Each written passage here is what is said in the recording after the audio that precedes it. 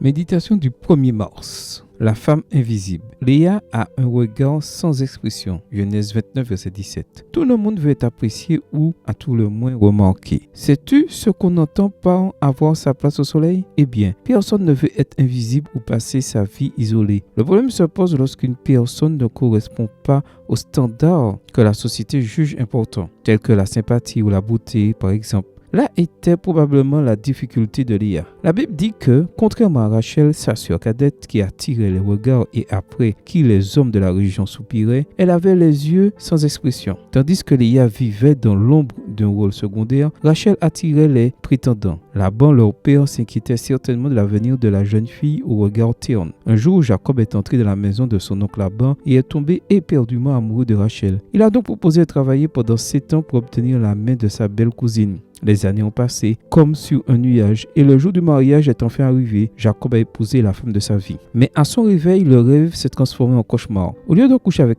Rachel, il avait couché avec Léa, la femme invisible. Le stratagème de Laban a tourné au drame pour Jacob, qui a dû travailler 7 années de plus pour obtenir la main de Rachel. Malgré cela, Léa s'est efforcée d'attirer l'attention de son mari. Après avoir donné naissance à Ruben, qui signifie voir, elle a dit « Maintenant mon mari va m'aimer ». Genèse 29, verset 32. Outre Ruben, Léa a eu d'autres fils, Siméon, qui signifie écouter, et Lévi, qui signifie s'attacher. Il semble que Léa ait espéré que son mari l'apprécie, mais cela ne s'est pas produit jusqu'à la naissance de Judas où, au lieu de chercher l'affirmation de soi en Jacob, Léa l'a trouvé en Dieu et a dit « Cette fois-ci, je vais chanter la louange du Seigneur ». Verset 35. La naissance de Judas a calmé les attentes de Léa. Elle a appris à ne faire confiance qu'à Dieu seul. Le plus beau dans cette histoire est que Jésus n'est pas issu des enfants de Rachel, mais de Léa, une femme méprisée. La Bible le décrit comme un descendant de la tribu de Judas. Voir Hébreux 7, verset 14. Cette histoire nous apprend que Dieu voit les invisibles. Es-tu l'un d'entre eux? Ne désespère pas.